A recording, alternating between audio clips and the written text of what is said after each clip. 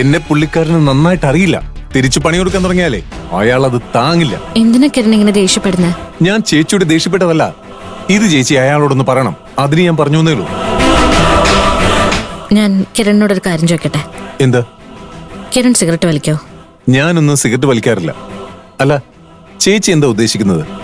ഓ, cinema തുടങ്ങും മുമ്പേ എഴുതി കാണിക്കുന്നത് പോലെ സിഗരറ്റ് വലി ആരോഗ്യത്തിന് ഹാനികരമാണെന്നും അത് ശ്വാസകോശത്തെ സ്പോഞ്ച് പോലാക്കുമെന്നും അത് നിങ്ങളൊരു മാറാരോഗ്യക്ക് മാറ്റുമെന്ന് ഉപദേശിക്കേണ്ടാണോ? അതെ, പറയുന്നുകൊണ്ട് ചേച്ചിക്ക് വിരോധമൊന്നും തോന്നില്ല. ഈ ഉപദേശ വിഭാഗത്തിനെ കണ്ണു നേരെ കണ്ടുകൂടെ എനിക്ക്.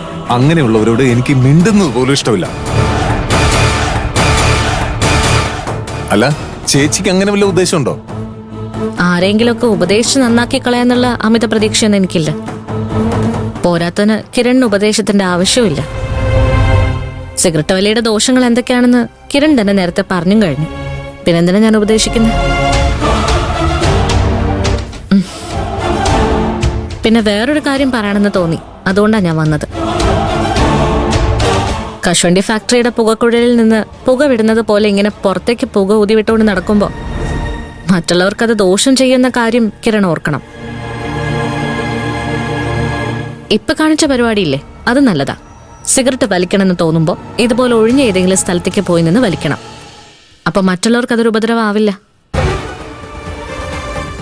എവിടെയാകുമ്പോൾ നല്ല best പ്ലേസാ.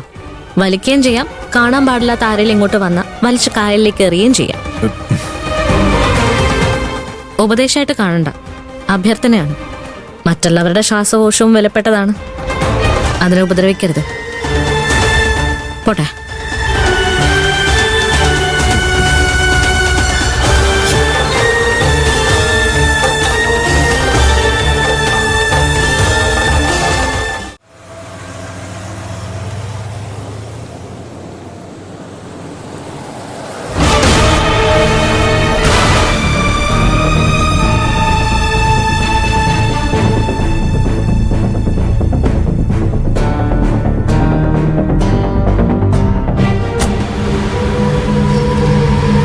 Muruga.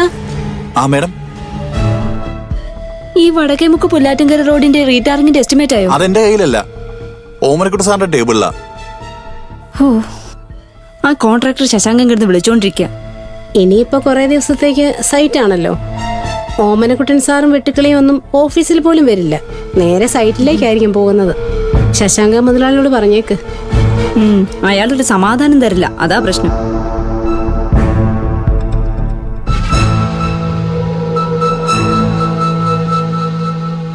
Good morning madam.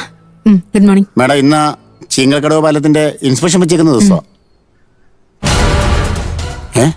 അയ്യോ, ഈ ഓമനക്കുട്ട സാറിന്റെ കാര്യം പറഞ്ഞാ നമ്മൾ ചിരിച്ചു ചാവും. Good morning madam. Good morning. Akash എത്തിയില്ല ഇതുവരെ? ഇല്ല മാഡം, ഇതുവരെ എത്തിയിട്ടില്ല. സാധാരണഗതിയിൽ ആകാശ് എനിക്ക് മുമ്പ് എത്തുന്നതാണ്. ഇന്ന് ഇനിയും ഇവിടെ ആകാശ് എത്തിയിട്ടില്ല എങ്കിൽ അതിനർത്ഥം ഞാൻ ആയിരപ്പുറ വീട്ടിൽ വിതച്ചിട്ട് വന്ന തീപ്പൊരി ആളിപ്പടർന്നു തന്നെയാ. മിക്കവാറും അവിടെ അടി തുടങ്ങി കാണും. നോക്കാം.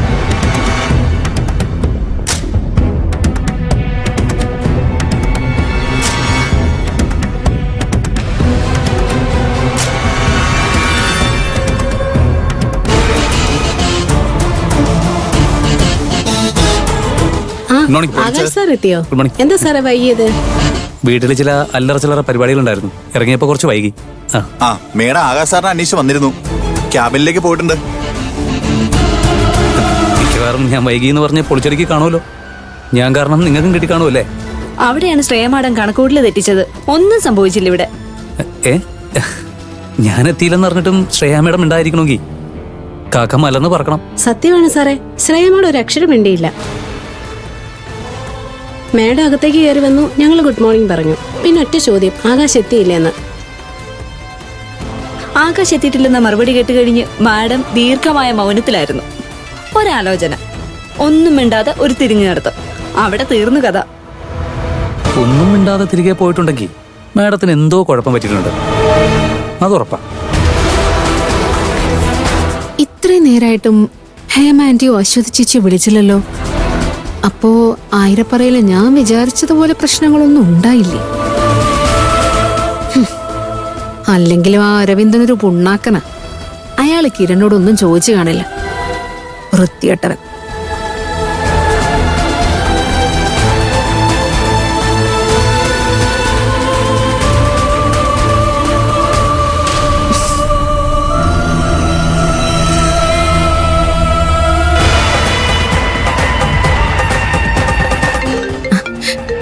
യെസ്, ആന്റിയെ വിളിക്കുന്ന.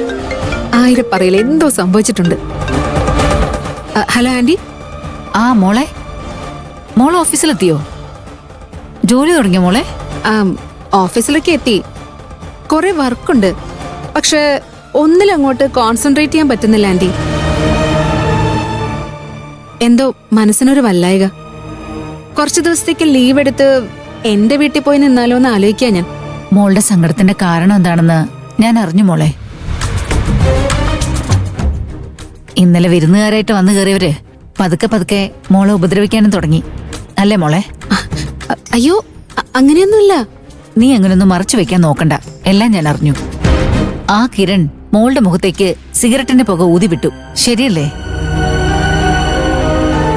തെറ്റ് ചെയ്തതേ മോളാ. അങ്ങനെ ഒരു സംഭവം ഉണ്ടായപ്പോ എന്താ ചെയ്യേണ്ടിയിരുന്നത്? ആ നിമിഷം ആ വിവരം എന്നെ അറിയിക്കണ്ടായിരുന്നോ? അതെന്താ മോള് പറയാതിരുന്നേ? ആന്റി ഒന്നും വേണ്ട, വിട്ടുകളാ. അവര് ബാലനങ്കിളിന്റെ ഗസ്റ്റുകളല്ലേ. നമ്മളായിട്ടൊരു പ്രശ്നം ഉണ്ടാക്കിയ അതിന്റെ നാണക്കേട് ബാലനങ്കിളിന് മാത്രമല്ലല്ലോ, നമുക്കും നമ്മുടെ കുടുംബത്തിനും അത് അപമാനമാകും. പിന്നെ ഞാൻ ആ വിവരം അരവിന്ദനോടൊന്ന് സൂചിപ്പിച്ചു. അല്ലെങ്കിൽ നാളെ അരവിന്ദന്റെ മുന്നിൽ വെച്ചും അവൻ ഇങ്ങനെ എന്തെങ്കിലും കാണിച്ചാലോ? അരവിന്ദന്റെ സ്വഭാവം എടുത്തു ചാടി എന്തെങ്കിലും പ്രവർത്തിച്ചു കളയും.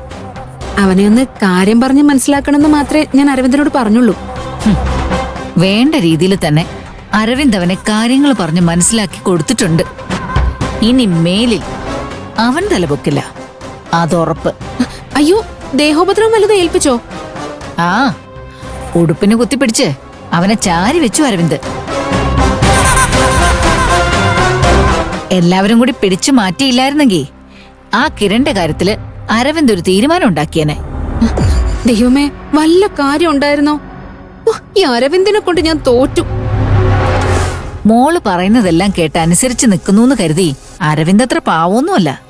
പ്രത്യേകിച്ചും മോളുടെ കാര്യത്തിൽ അവന് കുറച്ച് ശ്രദ്ധ കൂടുതലാ.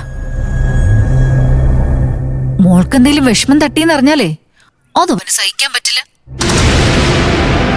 മോളെ സങ്കടപ്പെടുത്തിയത് ആരായാലും അവരെ അരവിന്ദ് വെറുതെ വിടില്ല, അത് ഉറപ്പാ. ആ, ദേ വരുന്നു. ആന്റി, എന്നത് വിളിക്കുന്നുണ്ട്, ഞാൻ അങ്ങോട്ട് ചെല്ലട്ടെ.